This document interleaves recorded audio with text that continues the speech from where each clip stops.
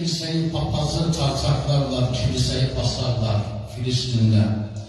Yeri gelir Müslümanların başına ateş dökerler. Çoluk çocuk ayrımı yapmadan 18-19 gün bakıyorum bazı sözde hocalara, din adamlarına, cuma hutbelerinde bu konuda ne iki kelime konuşma var, ne sosyal medyada tek bir cümle yazma var. Siz neyin alemisiniz? Ölü alemisiniz. Bekleyeceksiniz, birisi ölecek, gideceksiniz onun ölüsünü kaldıracaksınız, ondan sonra oturacaksınız onun meclisinde. Bu mudur alimlik? Din adamlığı bu mudur? Sen zalime elindeki mikrofonla tek kelime konuşmuyorsan, elindeki o telefonla sosyal medyada iki kelime yazamıyorsan, senin alimliğin kaç para eder? Böylesi günlerde Müslümanların minberleri, mihrapları, kürsüleri, sosyal medyası aktif olmayacaksa ne zaman aktif olacak?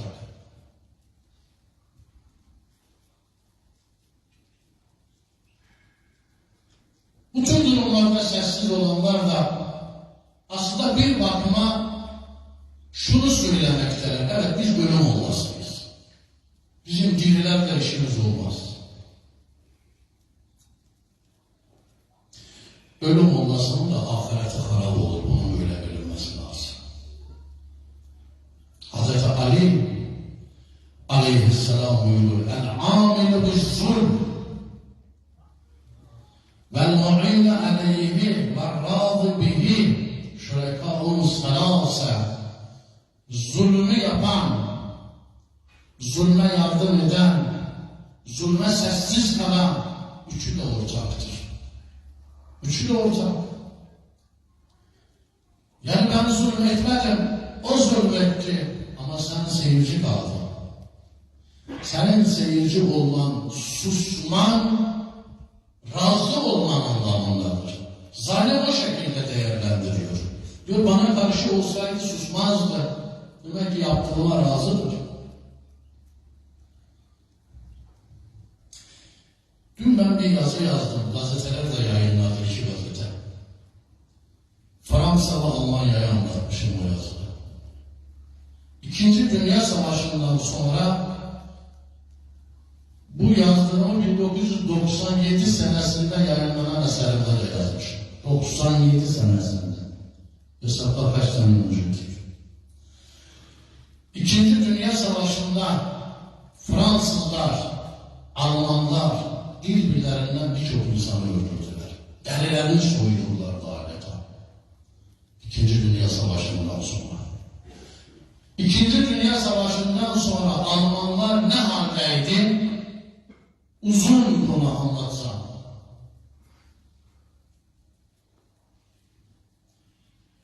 Bugün Fransa'yla Almanya kardeş.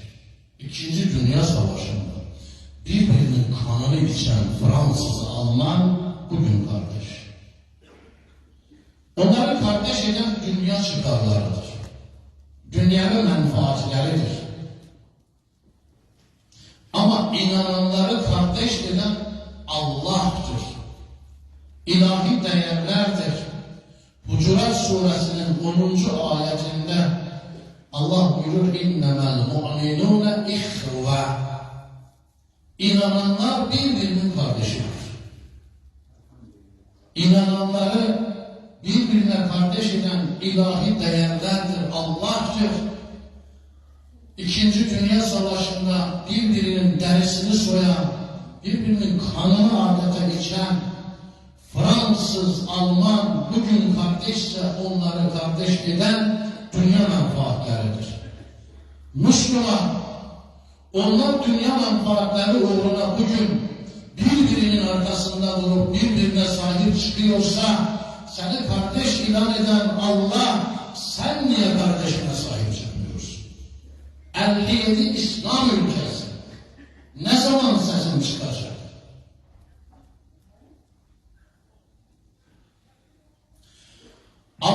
birliği var. Müslüman, sen İslam birliğini kurmaktan, oluşturmaktan aciz misin? Hele bir Kur'an'a bak, hele bir Peygamber'e bak.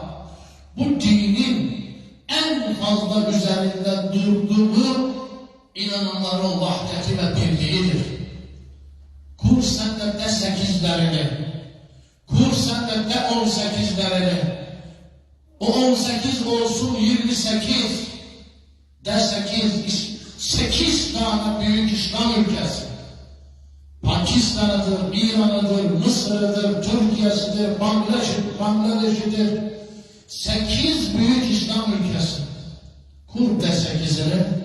Avrupa Birliği'ne karşı sen de 8'i kur. Emin ol ki diğer İslam ülkeleri 3-5 sene içinde bu 8'in peşine takılacak. 8 olacak, 18, 28.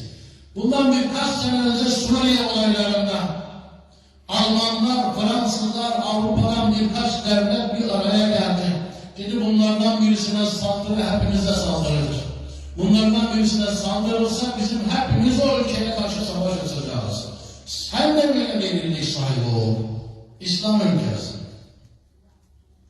Sen bu birliği oluşturmazsansa ne yazık ki son 75 senedir İsrail'e yanan ateş ve son 40 senedir İslam ümmetinin kınaması bir 40 sene daha kınamakla oyalanıp geçirecek zaman olarak. Sen bu birliği oluşturmadığın takdirde. Geçen hafta